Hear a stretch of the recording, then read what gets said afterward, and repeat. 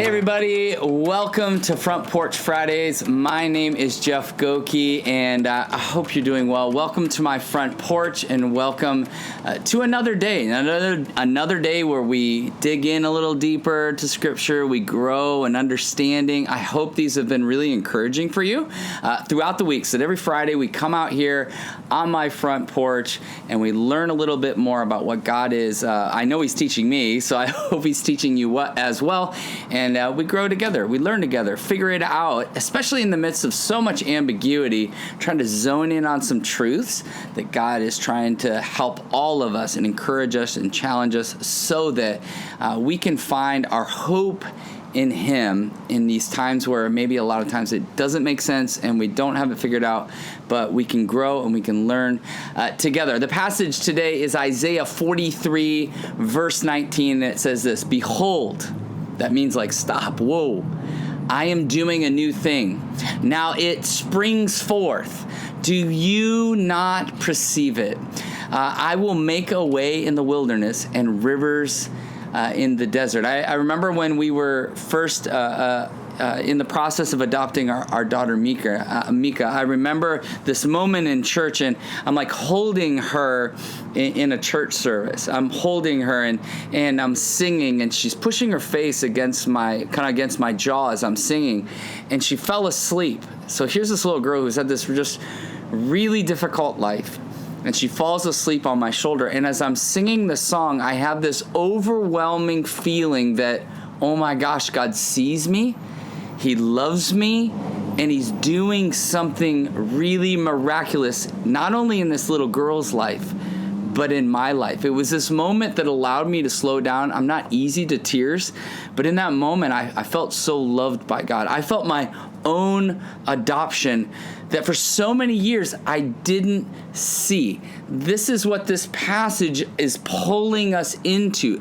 a different reality, a different understanding than what's currently around us. And as I look over the last 8 years of my life, I got to be honest, it's been crazy. Like, I left one church, I started 2 nonprofits. My son got cancer. I had to shut down 2 of those nonprofits. We adopted our daughter. I went and started working for corporate America. I left that job, moved to California, became a pastor in Rancho Cucamonga. And I'm like, that was 8 years. And sometimes I'm like, God, what are you doing? Right? This season has just been like, what is happening? Have you ever asked that question? Have you ever asked the question, like, what is going on, God? What is happening? What are you doing? Maybe that's the question you're asking right now in the midst of all the crazy that's going around. Maybe you have questions about health or your job or finances or your family. What are you doing? And He says this through His prophet Isaiah: "I'm doing a new thing." I'm doing a new thing. And you're like, a new thing? He's like, yeah, do you not perceive it? And I think a lot of times what we're saying is we don't. I don't understand. I don't perceive it. I don't see it. And that's the part of this passage that really stood out to me. The part that was really convicting is, why do I not perceive it?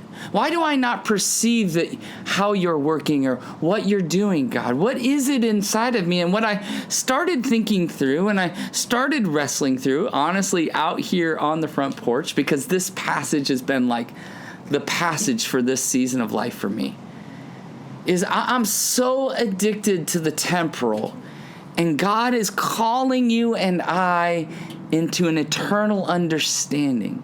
The temporal is not that today isn't important. It is today. Because in Matthew 6, He says, don't worry about tomorrow. Tomorrow has enough worries for itself. But the temporal is like, I want a quick fix now. I want an answer right now. I want to know what's right in front of me, why this is happening, why this is going on. I want all these answers. And God, because He's eternal, isn't so concerned with just this moment. He sees it in light of all of eternity. He sees a greater picture for you and I and what is going on currently. And what has captivated my thinking is this, is that God is the same yesterday. We went through this passage yesterday, today, and tomorrow. And what I find really interesting is that right now, today, we are playing our part in God's plan for not just in this moment, but for eternity, that we are writing history as we go about. And God, it says that he's working together all things for good for those who love him. But it doesn't mean just in this moment. He's talking about an eternal perspective. And just like the saints of the past who have gone through so much and they endured so much, even today, we are enduring. We are learning. They are going to write about all that we are experiencing right now in textbooks. And they're going to look at how you and I and the local church responded in this moment. And it's as if God is saying to his prophet Isaiah, to us in this moment right now, do you not perceive what I am doing? That I'm calling you into a much greater story, an eternal story, than this temporal moment that you're going through, this temporary moment of ambiguity or pain or confusion. There's something so much bigger going on. And the reality is that God is using us. He's using you and I right now, but we may be trying to push too much for comfort. We may be wanting answers too quickly that we're not realizing what he's doing. And this is what he's saying. I want you to know this. I will make a way. I will make a way in the wilderness and rivers in the desert. He is coming to bring life, and he is bringing life so that we can give life out to the places and spaces that he's called us to. We are being used by God, but do we see how we are being used, even in the midst of the pain and the confusion? He wants us to bring life. He wants us to bring life like streams of water in the wilderness, like Jesus did. Jesus laid down his life so that others would have life, and we get the opportunity to do the same if we perceive that he is doing a new thing. Because the reality is this: we are either being rivers of life or we're being like a dried up desert. Either way, God is doing a new thing. Are you in? Can you see it? Can you perceive it? Because here's the question that I've just been bouncing around my head. I've been asking God and working through this question. It's this: where can you see God doing a new thing in your life? Where can I see God doing a new thing in my life? Do I perceive it? And then can I use that to bring rivers of life, and not only into my own life, but rivers of life into other people's life?